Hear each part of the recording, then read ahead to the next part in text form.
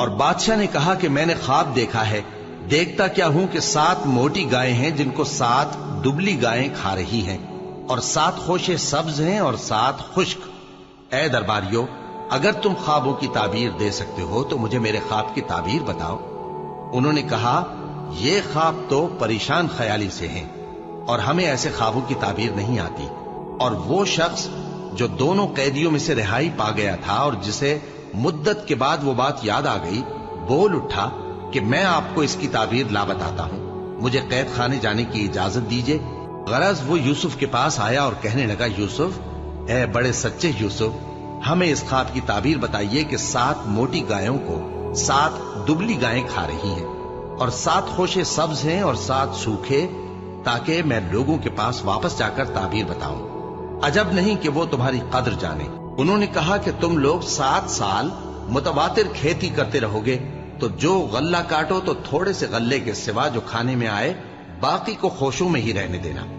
پھر اس کے بعد خشک سالی کے 7 سخت سال آئیں گے کہ جو غلہ تم نے جمع کر رکھا ہوگا وہ سب کو کھا جائیں گے، صرف وہی تھوڑا سا رہ جائے گا جو تم احتیاط سے رکھ چھوڑو گے۔ پھر اس کے بعد ایک ایسا سال آئے گا کہ خوب مے برسے گا اور لوگ اس میں رس نچوڑیں گے۔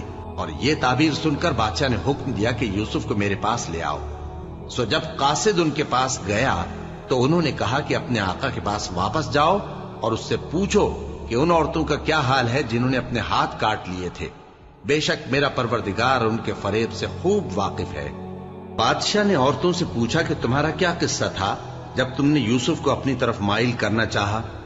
سب بول اٹھیں کہ اللہ پاک ہے، ہم نے اس میں کوئی برائی معلوم نہیں کی۔ عزیز کی بیوی نے کہا، اب سچی بات تو ظاہر ہو ہی گئی ہے، اصل یہ ہے کہ میں نے اس کو اپنی طرف مائل کرنا چاہا تھا اور وہ بے شک سچا ہے۔ یوسف نے کہا کہ میں نے یہ بات اس لیے پوچھی ہے کہ عزیز کو یقین ہو جائے کہ میں نے اس کی پیٹھ پیچھے اس کی امانت میں خیانت نہیں کی، اور اللہ خیانت کرنے والوں کی چال کو چلنے نہیں دیتا۔ اور میں اپنے آپ کو پاک صاف نہیں کہتا، کیونکہ نفس امارہ انسان کو برائی ہی سکھاتا رہتا ہے، مگر یہ کہ میرا پروردگار رحم فرمائے، بے شک میرا پروردگار بخشنے والا ہے، مہربان ہے۔ اور بادشاہ نے حکم دیا کہ اسے میرے پاس لاؤ، میں اسے اپنا مصاحب خاص بناؤں گا۔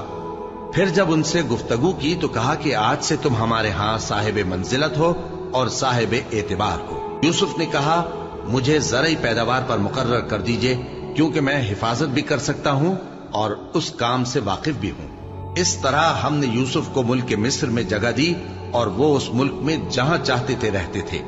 ہم اپنی رحمت جس پر چاہتے ہیں کرتے ہیں اور نیکوکاروں کے اجر کو ضائع نہیں کرتے، اور جو لوگ ایمان لائے اور ڈرتے رہے ان کے لیے آخرت کا اجر بہت بہتر ہے۔ اور یوسف کے بھائی کنعان سے مصر میں غلہ خریدنے کے لیے آئے تو یوسف کے پاس گئے، تو یوسف نے ان کو پہچان لیا اور وہ ان کو نہ پہچان سکے۔ اور جب یوسف نے ان کے لیے ان کا سامان تیار کر دیا تو کہا کہ پھر آنا تو جو باپ کی طرف سے تمہارا ایک اور بھائی ہے اسے بھی میرے پاس لیتے آنا۔ کیا تم نہیں دیکھتے کہ میں ناپ بھی پوری دیتا ہوں اور مہمانداری بھی خوب کرتا ہوں؟ اب اگر تم اسے میرے پاس نہ لاؤ گے تو نہ تمہیں میرے ہاں سے غلہ ملے گا اور نہ تم میرے پاس ہی آ سکو گے۔ انہوں نے کہا کہ ہم اس کے بارے میں اس کے والد کو پھسلائیں گے اور ہم یہ کام کر کے رہیں گے۔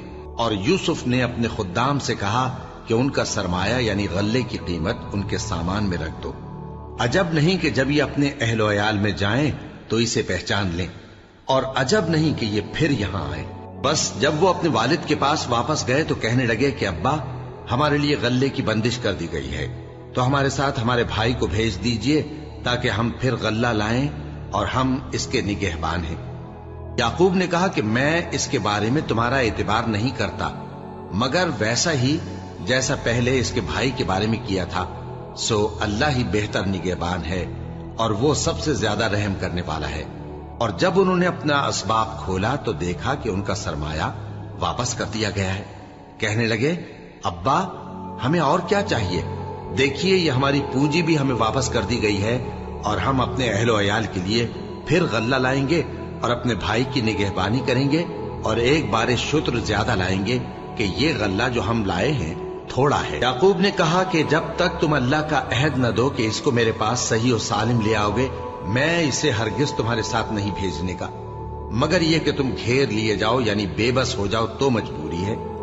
پس جب انہوں نے والد کو اپنا قول دیا تو یعقوب نے کہا کہ جو قول و قرار ہم کر رہے ہیں اس کا اللہ ضامن ہے، اور فرمایا کہ اے میرے بیٹو، ایک ہی دروازے سے داخل نہ ہونا بلکہ جدا جدا دروازوں سے داخل ہونا، اور میں اللہ کی تقدیر کو تو تم سے روک نہیں سکتا، بے شک حکم اللہ ہی کا ہے، میں اسی پر بھروسہ رکھتا ہوں، اور اہل توکل کو اسی پر بھروسہ رکھنا چاہیے۔ اور جب وہ ان مقامات سے داخل ہوئے جہاں جہاں سے داخل ہونے کے لیے ان کے والد نے ان سے کہا تھا، تو وہ تدبیر اللہ کے حکم کو ذرا بھی ٹال نہیں سکتی تھی۔ ہاں، وہ یعقوب کے دل کی خواہش تھی جو انہوں نے پوری کی تھی، اور بے شک وہ صاحب علم تھے، کیونکہ ہم نے ان کو علم سکھایا تھا، لیکن اکثر لوگ نہیں جانتے۔